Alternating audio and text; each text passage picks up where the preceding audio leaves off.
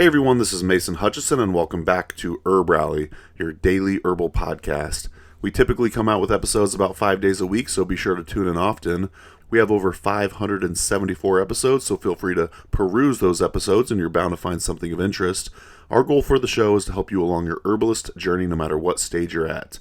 And today's episode is brought to you by Camille Freeman's 2023 Hormone Deep Dive, so let me tell you a little bit about that.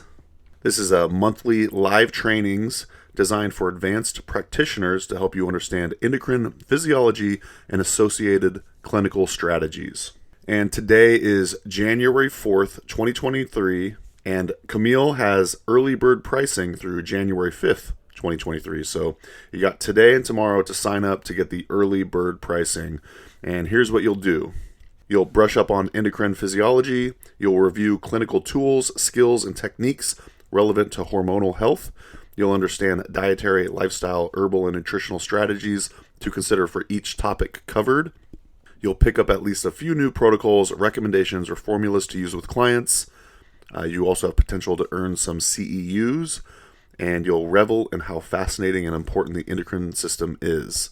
I really can't recommend Camille's work enough. She's extremely professional, knowledgeable. She's got a ton of experience, and actually today's episode is with Camille, so you'll get a good feeling for her teaching style. But if you want to learn more about this hormones course, you could go to camillefreeman.com/hormones. I'll also include a link to that in the show notes as well. So if this sounds even remotely of interest, I highly recommend you checking it out between now and tomorrow if you're listening as this episode comes out, because like I said, the early bird pricing ends very, very soon. Also, before we get into the show, I want to read another 5-star Apple Podcast written review, and this one is from Tracy, aka T-Boz PDX, and I presume that's my good friend Tracy up in Portland. So thanks for leaving a review, Tracy. And she says, "Bitter is better. Thank you, Mason, for having Mel on your podcast, and I love this reminder of just how amazing my favorite cup of bedtime tea is. For such a sweet little plant, it packs such a powerful punch. Gotta go and make a cup of chamomile tea, Tracy." So thanks, Tracy. And yeah, we've had Mel Mutter Spa of Mountain Mel's Teas and the Herbalist Path on the podcast a few times, and I've actually been on her show as well. So if you haven't listened to the Herbalist Path podcast, just go ahead and subscribe to it there. I was interviewed on her show. That was a lot of fun. Me and Mel go way back. We used to go to lots of different herbalism events and trade shows together, and we'd always see each other and hang out there. So anyways, I'm getting off track. Thanks for the shout out, Tracy. Really appreciate it. If you have a moment, dear listener, do you mind going to Apple Podcasts or your podcast player of choice and leaving some sort of written review along with the star ranking? Really helps out the discoverability of the show, and I read every single review, and I really enjoy reading them. So thanks so much. Just also wanted to give a brief update as to what me and Amanda are up to. We are currently sitting outside of Tempe, Arizona in an RV park, and we're on our way to the Morongo Valley. We're going to hang out with herbalists Howie Brownstein and Christina Sanchez. We'll probably take a trip to the Joshua Tree National Park. So really excited for that. So stay tuned for some videos with them. So far I think we've visited around 6 herbalists now. We're really excited to create this vlog that's like a video blog on YouTube. So stay tuned for that. It'll kind of just detail and document our whole journey. Over the course of the journey, we are visiting a total of 9 herbalists through 10 states, and we are getting closer and closer to our final destination of Oregon, where we'll live for about 4 months before heading back to Wisconsin. So that's kind of the update portion of the pre-show preamble. And one more thing before we get into the show, I want to say a huge thank you to all of our Herb Rally Schoolhouse members. Your support of our work means the world to us. Basically, what the Herb Rally Schoolhouse is an area where people who want to support Herb Rally and our work, they pay $10 a month, and in exchange they receive exclusive content and classes. And we are back at it where we're releasing new content each week. We just released Heather's Phytochemistry for Herbalists course. It's almost 2 hours, and that's in our Herb Rally Schoolhouse membership area. So if you'd like to learn more and become a member, you can go to herbalist.com/schoolhouse and use coupon code podcast at checkout to get your first 30 days for free. Again, that's herbalist.com/schoolhouse. Use coupon code podcast at checkout to get your first 30 days for free. And a huge thanks to all of our members. We love you all, and thanks so much for listening to the Herb Rally podcast. And now on to the show with Camille Freeman. Hope you enjoy. Talk to you soon. Take care. A little bit of housekeeping before we get into the show. The content in this podcast is for educational and entertainment purposes only. It is not intended to cure, diagnose, treat, or prevent any disease. This information has not been evaluated by the Food and Drug Administration. We are not doctors, nor do we play one on the internet. Please seek advice from a qualified healthcare professional. Okay, MC Calico, take it away. Yeah. Smoking herbal blends. We need some Mullen and some Kush, my brethren. While listening to Herb Rally podcast again. Herbalism at its finest with Mason Hutchinson. Yeah. Well, hi there. This is Camille Freeman. Thank you so much for joining me. I wanted to share some thoughts with you on hormonal regulation, circadian rhythms, and the timing of when we take our herbs, or for those of you who are in clinical practice, when you recommend that your clients take their herbs. The information I'm going to be covering today is just a really small sliver of some of the things we're going to be doing in the 2023 Hormone Deep Dive that I am running. I want to tell you a little bit more about that program at the very end of this podcast episode.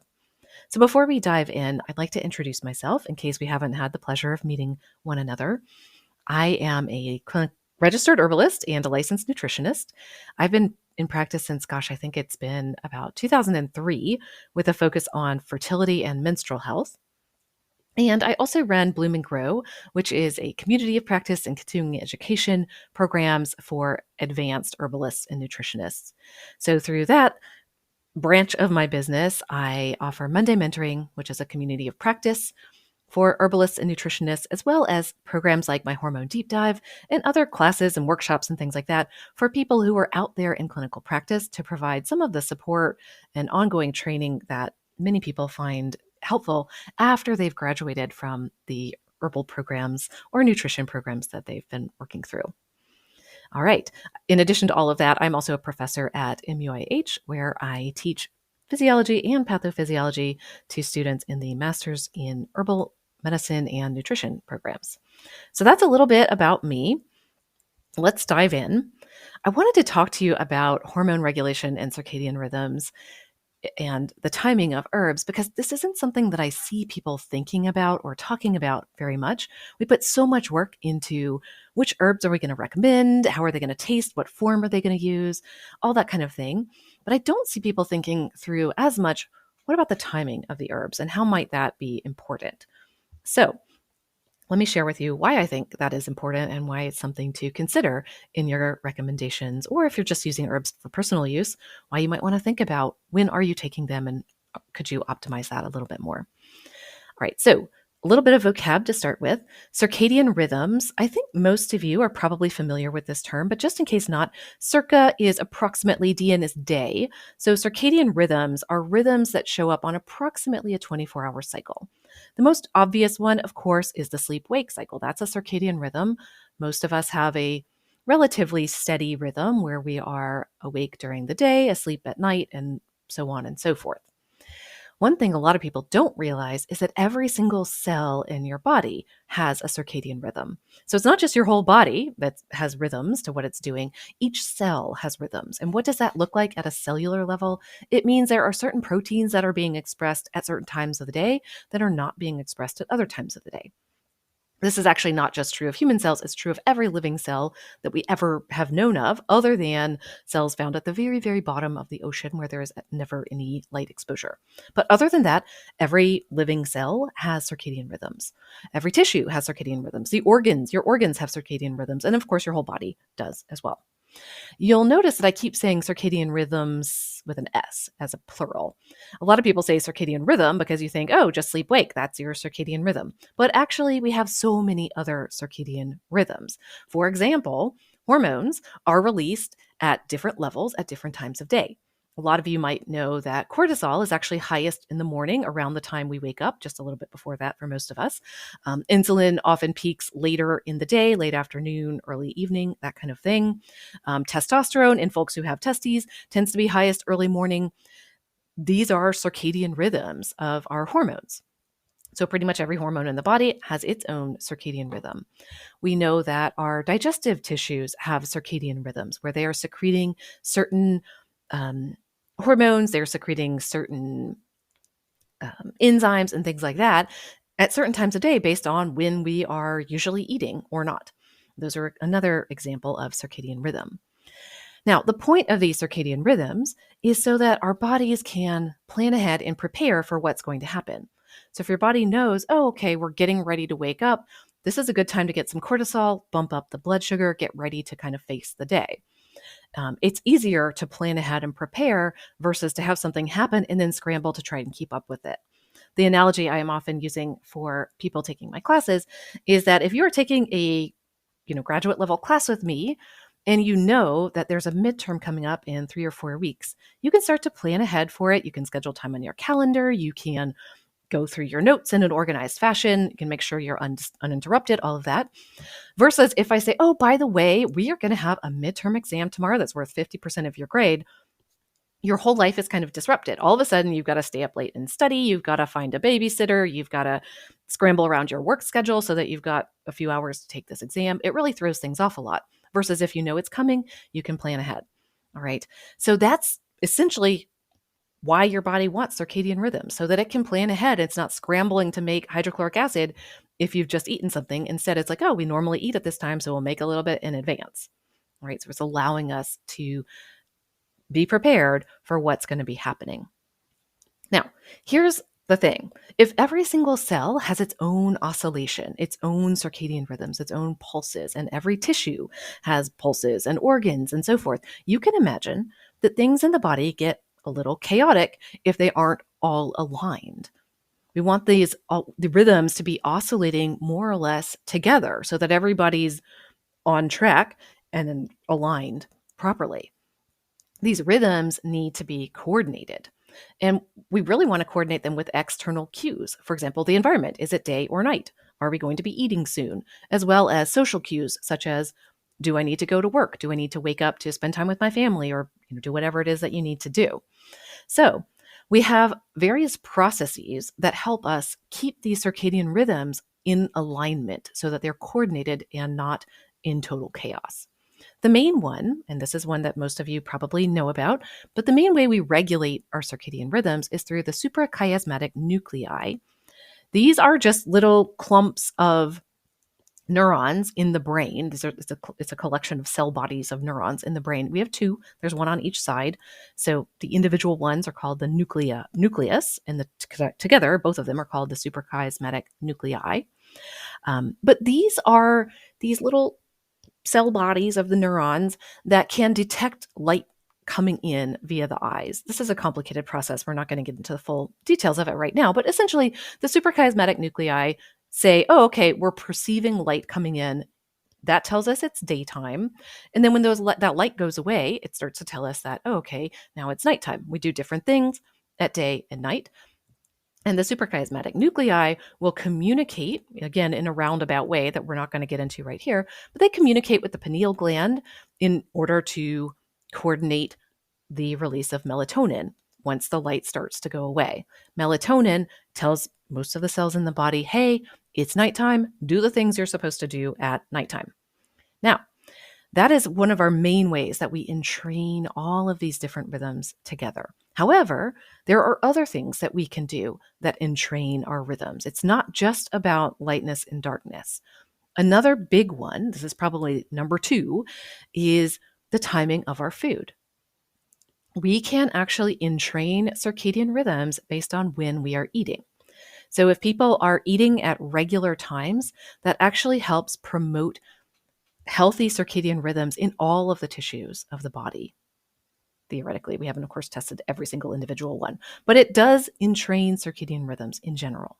Okay, so when I have clients coming in and they have very disrupted sleep, and maybe they are emotionally not ready to work on sleep, there are reasons that we cannot find a pattern, a rhythm around sleep, and their body is very kind of out of coordination, out of alignment, we say, okay, you know what? We're going to set aside sleep for right now. We're going to leave that be, and we're going to work on just the timing of food. Sometimes it's as simple as just the timing of when somebody's eating breakfast, to try to eat it around the same time every single day.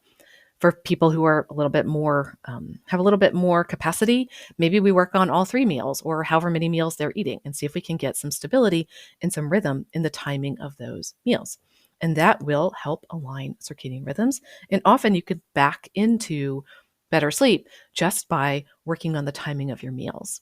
So there's multiple pathways that we can work with people here. So how does this relate back to herbs and hormonal rhythms and so forth? Well, one of the things that I propose to you is that herbs could be another way that we could entrain or align our circadian rhythms. That if we take our herbs on a schedule, we say we're going to make these part of our morning, where the body knows, oh, okay, every morning around, shortly after we wake up, we're going to take our bitters, or we're going to take our adaptogenic formula, we're going to take our whatever kind of formula you're giving folks. I propose that that is another way that we can help align the body, that we can provide one little piece of predictability. And of course, sometimes once you have one little piece of predictability, other things will start to fall into place.